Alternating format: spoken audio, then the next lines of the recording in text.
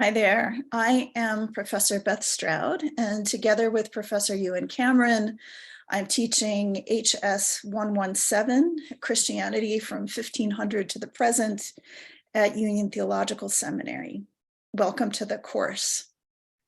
For the most part, I will be teaching on topics that have to do with the western side of the Atlantic Ocean, but today, I will be on the eastern side of the Atlantic, thinking about the relationship between Europe and Africa around the year 1500.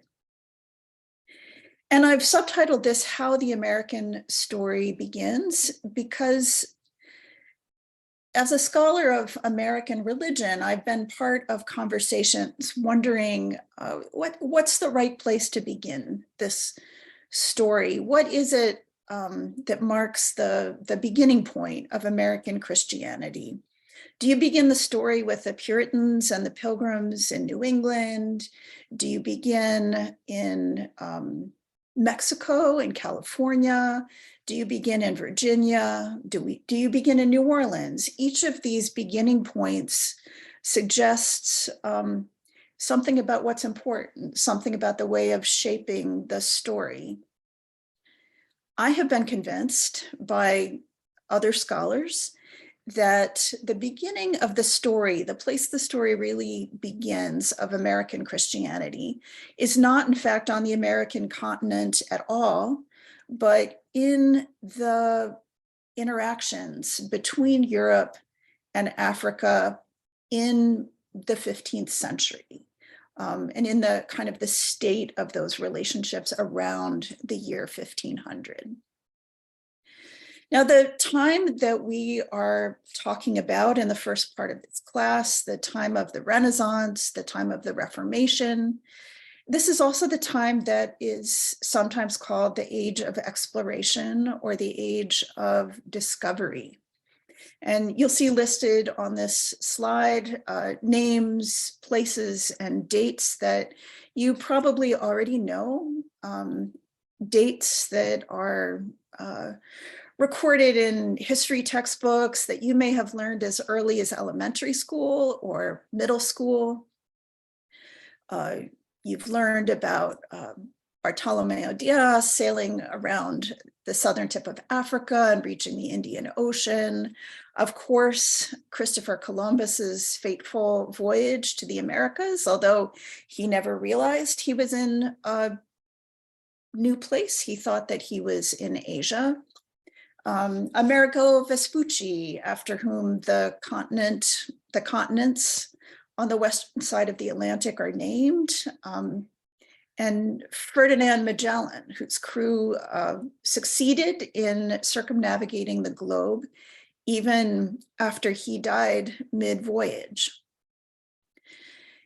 Now we know these stories. How do we understand this history? How do we make sense of it? Now, the narrative that many of us learned in textbooks, that is still taught and believed in some places, is that this is a story of heroic explorers going out into the unknown and discovering new worlds. This is a narrative that almost presupposes a sense of European superiority, of European domination. Now, the counter narrative, which is thankfully much more widely accepted now, is that Europeans violently took possession of lands that were not their own, with disastrous consequences for the people who lived there. I would argue that while the counter narrative, the newer narrative, is far more true than the older heroic romantic narrative, both of these narratives are really shaped by power relationships that developed much later, and they can obscure sometimes what was really going on in the 15th and 16th centuries. Now, why do I say that American religious history begins in the encounters between Europeans and Africans? Well, I say that along with other scholars because early American Christianity is the product of very complicated interactions between people of European, African, and Indigenous American descent under conditions of profoundly unequal power. This is the kind of the matrix out of which American Christianity comes. And these interactions, this matrix began in Europe and in Africa. Now, thousands of Europeans migrated to the Americas, but they enslaved and transported millions of Africans.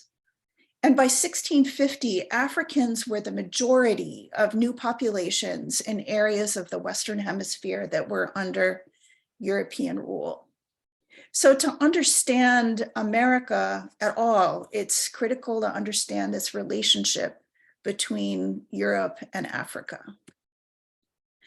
Now, I apologize for using what will sometimes sound like inappropriately neutral terms for talking about this interaction.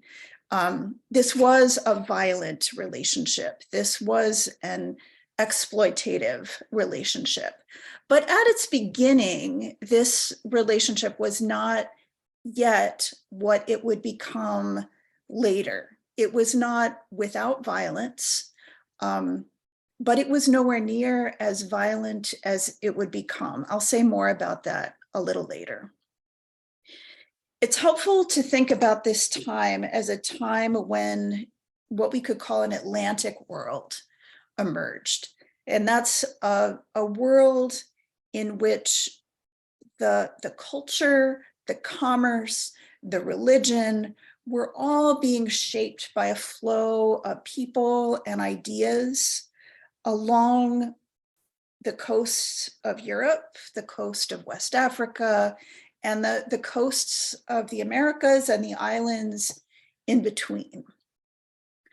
Water travel, remember, before railroads, before airplanes, before paved roads, was always easier, faster, and cheaper than overland travel. Water made it easier to carry goods that were big and heavy.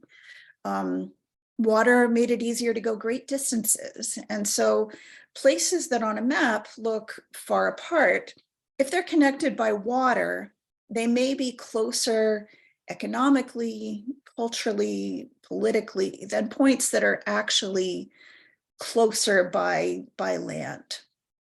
So this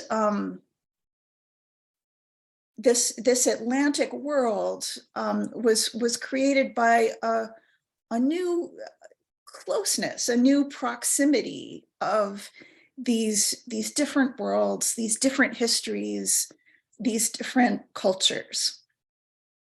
And all players made contributions to this shared world, to this shared culture. Now, Europeans did dominate navigation of the Atlantic. Why was that? One of the simplest reasons was just the way the oceans flowed. It's not that Africans weren't interested in reaching Europe by sea, they were, but sailors were limited in what they could do, where they could go by the ways the currents flowed. And on this map, you can see how the Canary Current flowing from the western coast of Portugal down along the northwestern coast of Africa favored Portuguese navigation up to a point. It favored Portuguese navigation sort of as far as the current went. Beyond that point, if they ventured further, it was very difficult to return. And by the same token, it was very, very difficult for African vessels to sail north to Europe.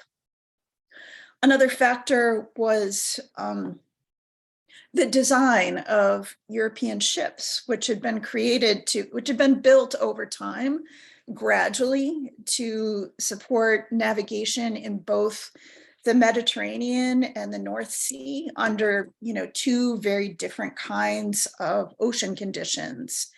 And the ships that were adapted to those two seas then were more easily adapted to navigation of the Atlantic. Now, the Portuguese exploration of the West African coast really was incremental. It was slow. It was not a story necessarily of heroic single explorers going off into the unknown. Navigators tended to look for quick profits. They explored new areas incrementally, maybe going just a little bit further than the last known point. State sponsors of navigation, such as Prince Henry of Portugal, did have larger religious and geopolitical motivations that I'll talk a bit about those in a moment. But in the meantime, just take a look for a moment. This is a Portolan chart, a Portuguese Portolan chart from 1472. And it shows, these are all place names. These are all place names along the coast. You see Spain and Portugal here, and then you see all these named places on the islands and down along the western coast of Africa. Scholars don't know exactly how these kind of maps were used, but sailors used them as, they were practical maps that sailors used as navigational aids to chart their course on the ocean. Now, the unequal power relations between Europeans and Africans emerged over time. Yes, Europeans dominated Atlantic sailing, but African sailing technology in the same period was better suited to river systems, inlets, estuaries, coastlines. African ships were narrower, sat lower on the water, were more maneuverable. So European power on the Atlantic did not necessarily at first translate to power on land. African rulers and traders permitted the Portuguese to set up trading posts on coasts and offshore islands. And the Portuguese made alliance with peoples in Africa, peoples and kingdoms in Africa, with the Wolof, with the Benin, with the Kingdom of Wari. Those alliances didn't last long. But an alliance with Congo, with the Kingdom of Congo, which I'll talk a bit more about in a moment, was established on relatively equal terms and lasted much longer. I mentioned geopolitical and religious interests. Ideas about race and religion were perhaps beginning to emerge in this time period. Maybe a conflation of religion with an emerging idea of race, an idea of some kind of hereditary identity.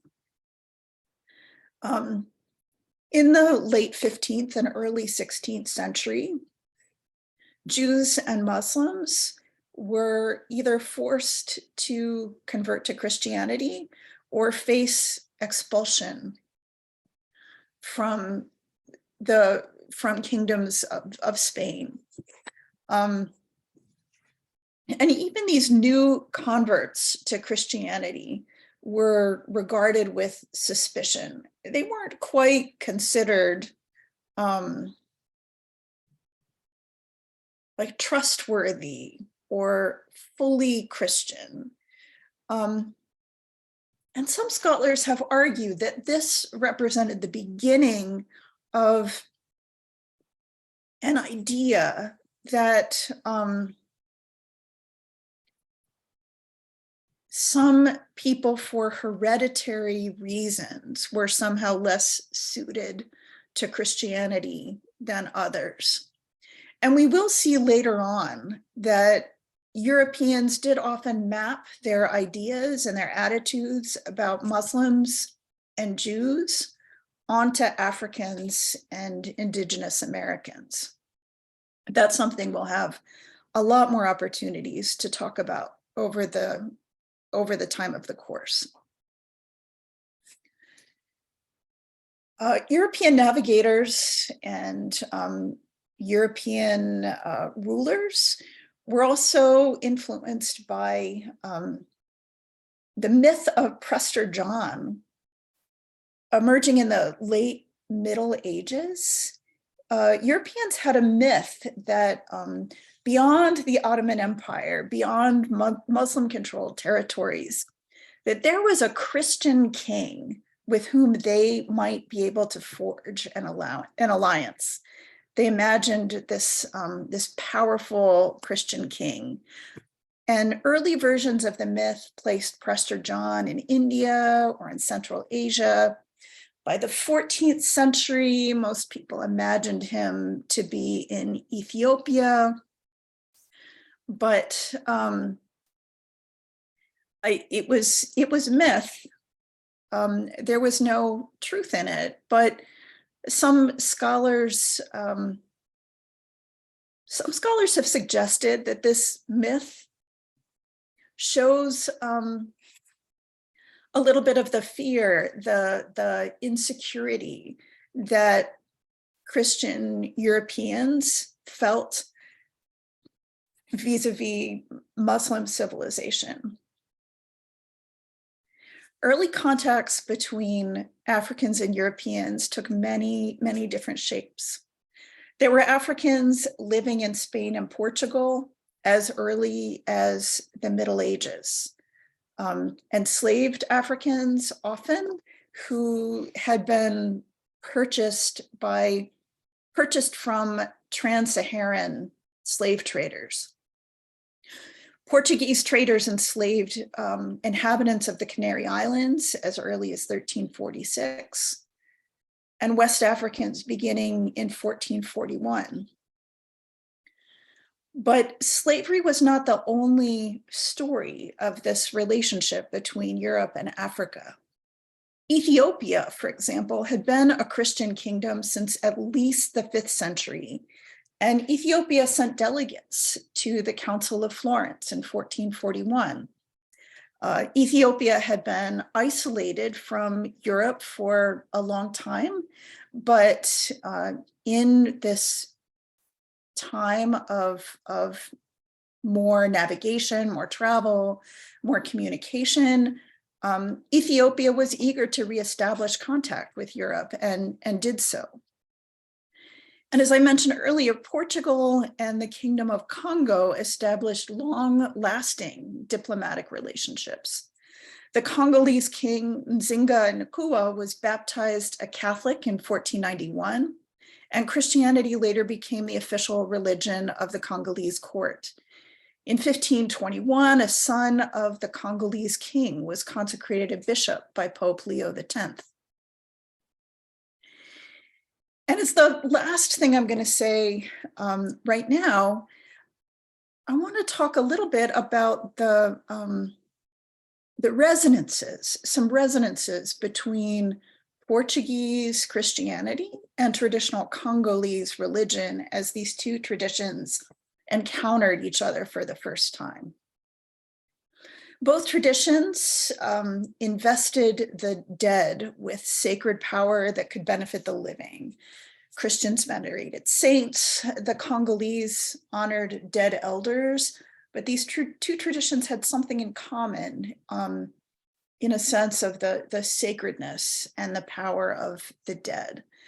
both religious traditions invested sacred material objects with spiritual power. For Catholics, it might be crucifixes, medals, images of saints. For the Congolese, there was a kind of sacred container called Minkizi, but they functioned in similar ways to